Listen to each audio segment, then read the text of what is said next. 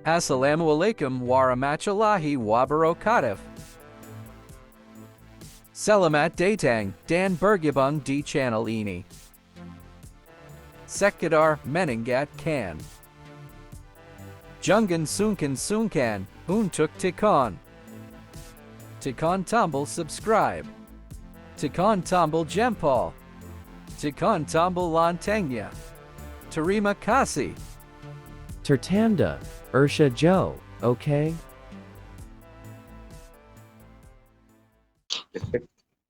Lu ketemu 100 orang Kristen, jawabnya beda-beda semuanya. Pusing. Karena orang Kristen hikmatnya beda-beda yang Tuhan kasih. Ya, ampun.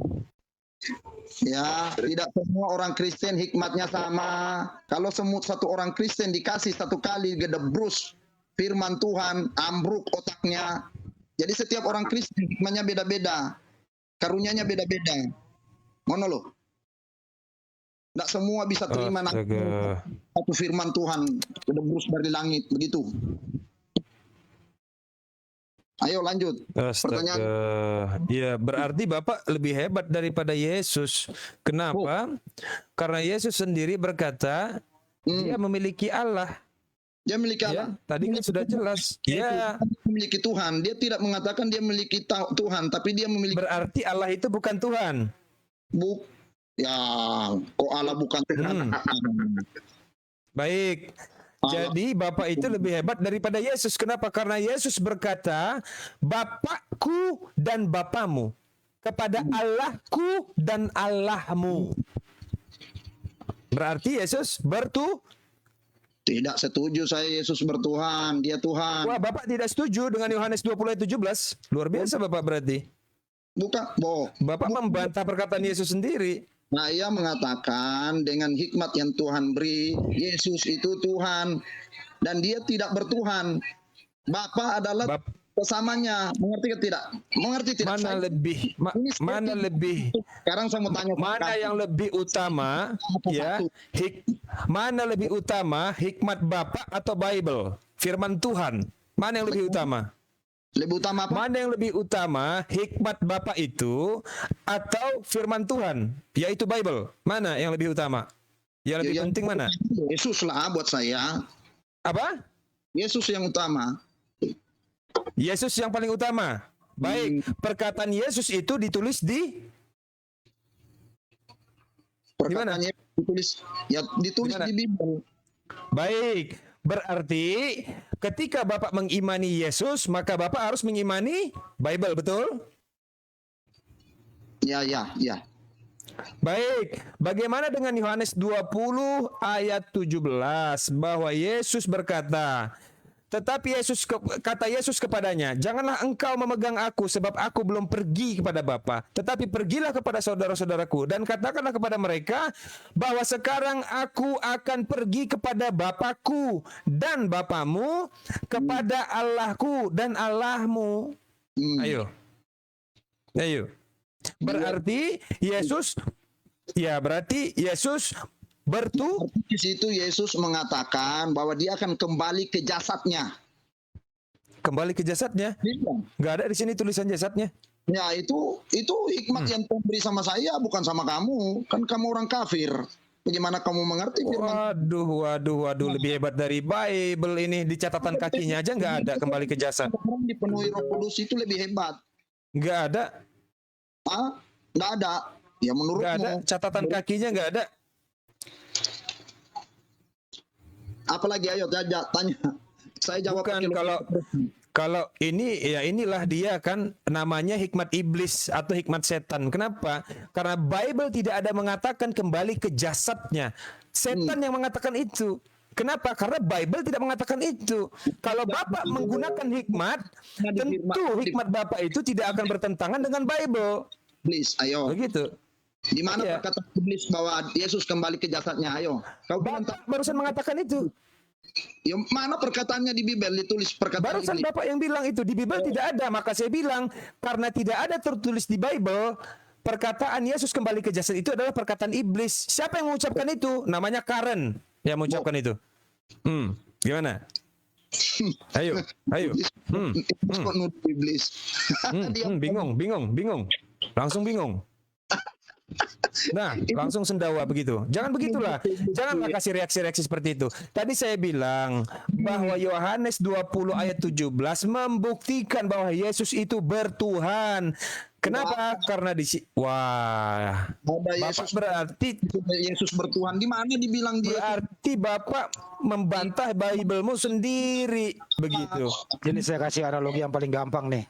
Mas Karen, Yesus itu di dunia ini dia punya fisik sebagai manusia nggak? Ya, fisik sebagai manusia, iya. Dia inkarnasi. Oke. Apakah manusia itu punya Tuhan? Manusia. Ya. Ya, kalau manusia Yesus tidak punya Tuhan karena dia sendiri Tuhan. Oke, baik. Waktu Yesus berdoa, dia berdoa kepada siapa? Dia berdoa pada jasadnya. Berdoa kepada jasadnya. Waduh. Gak apa-apa, ikuti Ini aja. orang memang nggak Ikuti masuk aja. akal ini orang memang. Masuk akal buat kalian. Ikuti aja, Nggak nggak masuk apa-apa. akal memang. Ikuti aja biar Iya, iya. lucu. Biar lucu aja nggak apa-apa. Betul Malim. Lanjut Malim. Iya. Akan masuk akal sama kaliannya akan dibinasakan. Begitu. Oke, baik. Yesus berdoa kepada jasadnya kan begitu ya. Anda tahu nggak di Bukit Getsemani itu apa doanya? Apa doanya? Ya ulang saja, kan kau yang lebih pintar. Dia Saya akan itu jawab sesuai etika saya. sebelum disalib itu, ya Pak, Ya. itu Yesus minta andaikan cawan ini berlalu dariku, kan begitu ya. Di Matius 26:39. Saya bacaan ya Bang, ya karena Bang nggak ada Bible ya. Maka ia maju sedikit lalu sujud dan berdoa katanya, Bapakku, jikalau sekiranya mungkin biarlah cawan ini lalu daripadaku, tetapi janganlah seperti yang ku kehendaki, melainkan seperti yang kau kehendaki. Ini Yesus berdoa kepada Bapaknya. Tapi Anda mengatakan Yesus berdoa kepada jasadnya, kan begitu ya? Ya. Ya, menurut Anda doa Yesus ini kepada jasadnya, apakah jasadnya mengabulkan doa Yesus? Doa itu tidak dikabulkan. Tidak dikabulkan. Berarti Buset. suara yang keluar dari mulut Yesus, jasadnya menolak. Dia menolak karena dia memang untuk mengorbankan dirinya menjadi penebus dosa umat manusia. Iya. Jadi di dalam diri Yesus ada kontradiksi ya. Nggak ngerti pun dia itu apa arti kontradiksi, nggak ngerti dia itu Malim. Oh, iya. Jangan pakai bahasa-bahasa yang sulit, dia nggak ngerti. Jadi di dalam diri Yesus ada yang bertentangan. Satu minta ucapannya minta diselamatkan, jasmaninya fisiknya menolak, begitu ya? Iya. Artinya jasmani dan rohaninya berbeda pendapat, betul? Bukan berbeda pendapat. Yalah, gimana tuh?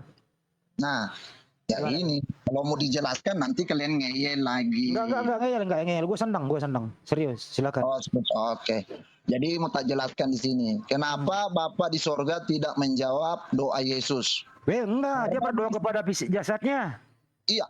Jangan dibawa-bawa apa? Tidak dijawab karena misinya ke dunia memang untuk menyelamatkan, memberikan dirinya untuk disalib.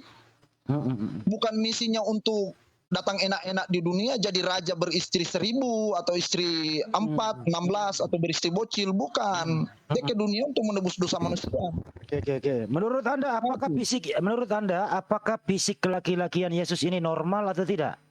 Kalau menurut saya bagaimana ya? Kalau secara manusia kalian tidak akan ngerti sih. Yesus ini bukan karena dia tidak mempunyai air maniknya laki-laki. Waduh. Astaga, ini orang memang betul memang ini. Wah, hebat ini. Sudah murtad ini manusia ini. Memang benar-benar nggak masuk akal. Nggak masuk akal. Tanya. Nggak masuk akal. Yesus lah. Ya, alhamdulillahirabbil alamin.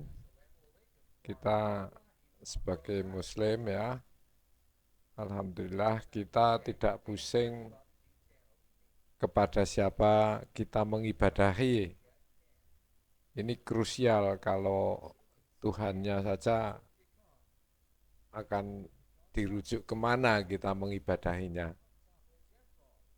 Nah, ini kita merasakan betul nikmatnya Islam, nikmatnya iman, nikmatnya beribadah ya. Ada sementara yang di sana yang mudah-mudahan kalau mau berpikir secara jernih, mensucikan hati, insya Allah akan terbuka sehingga menemukan kesadaran-kesadaran dalam karunia Allah yang luar biasa. Manusia diberi kebebasan